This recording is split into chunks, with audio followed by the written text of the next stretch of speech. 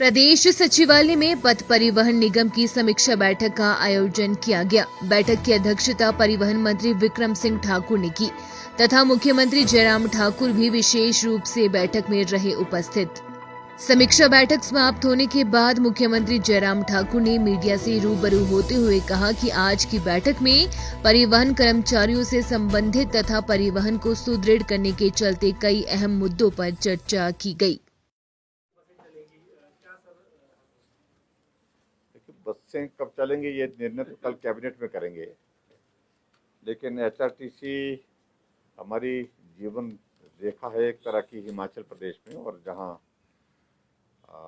ग्रामीण क्षेत्रों में ट्रांसपोर्टेशन जितनी भी होती है वो एचआरटीसी के माध्यम से होती है। बहुत महत्वपूर्ण भूमिका है और मुझे इस बात को लेकर के भी संतोष है कि 2020-21 में हमने कोविड का असर जो एचआरटीसी पर पड़ा था, तो उसके लिए उसको ध्यान में रखते हुए हमने एडिशनल सपोर्ट जो है वो पिछली बार 259 करोड़ रुपए की दी थी।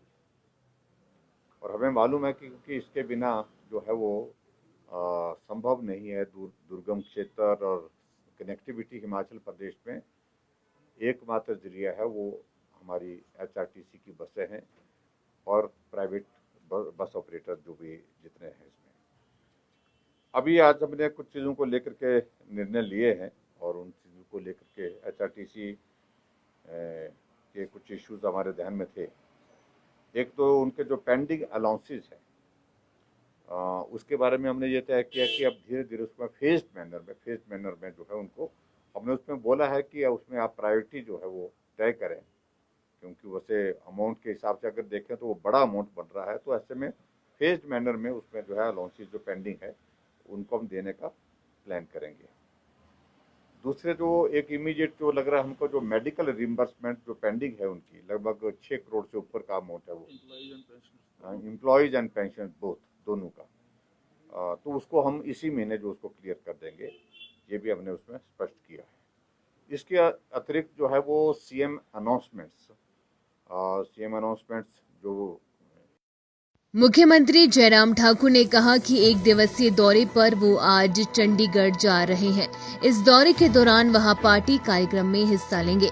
कार्यक्रम के दौरान होने वाली बैठक में जहां एक और हिमाचल प्रदेश में होने वाले मंडी लोकसभा उपचुनाव को प्रत्याशी के नाम लेकर चर्चा की, तो वहीं दूसरा फतेहपुर विधानसभा उपचुनाव में होने वाले प्रत्याशी के नाम पर भी चर्चा की जाएगी।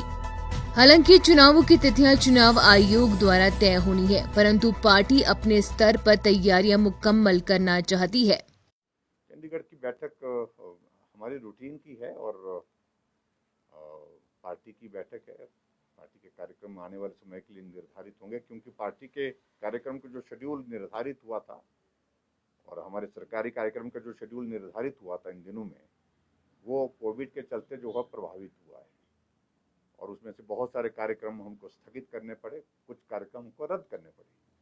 ऐसे में अब अगला शेड्यूल, क्योंकि अब हम देख रहे हैं कि कोविड का इम्पैक्ट अब धीरे धीरे कम होता जा रहा है, हम जल्दबाजी में भी नहीं, लेकिन उसके बावजूद 2 महत्वपूर्ण चीज़ों को लेकर के हमको विचार करना है, जिसमें मंडी पार्लियामेंट्री कॉन्स्टिट्यूंसी का चुनाव होना है, बाई इलेक्शन होना है, फतेहपुर विधानसभा क्षेत्र का उपचुनाव होना है, उसके लिए भी विचार करेंगे। और उसके साथ साथ में ऑर्गेनाइजेशनल एक्टिविटीज़ जितनी भी हमारी आने वाले समय में जो है वो तेज हो सकती है, उसके लिए प्लान करेंगे। मीडिया से बात करते हुए मुख्यमंत्री जयराम ठाकुर ने कहा कि कोरोना महामारी की तीसरी लहर को लेकर भी प्रदेश सरकार तैयारियों में जुट चुकी है, क्योंकि यदि बात की जाए प्रथम लहर की तो इतना नुकसान नहीं हुआ था तथा दूसरी लहर काफी प्रबल थी, जिसके चलते लोगों को काफी दिक्कतों का सामना करना पड़ा था। देखिए, तैयारियां हमको करके ही चलना पड़ेगा, क्योंकि कोविड ने पिछले 1.5 साल के कार्यकाल में ऐसे संदेश एक बार नहीं अनेक बार दिए कि जो हम सोचते हैं उससे हट करके कुछ चीज़ें उसमें निकलती हैं। फर्स्ट वेव हुई, फर्स्ट वेव के बाद शांत हुआ और दूसरी वेव ऐसी आई जिसको संभालना बहुत कठिन हुआ, देश को भी और प्रदेश को भी। और उसमें जो रिक्वायरमेंट हमको और चीज़ों की पड़ी, उसमें ऑक्सीजन की रिक्वायरमेंट बहुत ज़्यादा, जो एक्सपेक्टेड ही नहीं थी, ऐसा लग ही नहीं रहा था। और उसके साथ साथ में जो बेड कैपेसिटी को एनहांस करने की, उसको आर्गूमेंट करने की जो ज़रूरत पड़ी, वो भी पहले एक्सपेक्टेड नहीं थी। लेकिन उन सारी चीज़ों को लेकर के ध्यान में रखते हुए हमने आने वाले समय के लिए हमने तय किया कि हमने थर्ड वेव की तैयारी भी आज से करनी है। और ये कहा जा रहा है कि थर्ड वेव में बच्चों पर ज़्यादा प्रभाव होगा, तो बच्चों पर ज़्यादा प्रभाव होगा, उसके लिए ज़रूरत क्या है। जैसे अब की बार इस वेव में ये बहुत ज़्यादा स्टडी नहीं थी किसका इम्पैक्ट किस एज ग्रुप पे ज़्यादा होगा। तो ऐसे में अगर बच्चों पर होता है तो इसमें स्वाभाविक रूप से हमको जो हमारे MCH हॉस्पिटल जहाँ हैं, जहाँ भी जिस रूप में है, वहाँ पर हमको कैपेसिटी बढ़ानी पड़ेगी। वहाँ पर हमको इंफ्रास्ट्रक्चर के साथ साथ में जो टेक्निकल चीज़ें जो हैं उसमें बढ़ाने की आवश्यकता होगी, क्योंकि वेंटिलेटर में भी एक लिमिट तक जो है वो छोटे बच्चों के लिए उसमें टेक्निकल चीज़ें जो है उसका अटैचमेंट वगैरह बहुत उसमें अंतर है।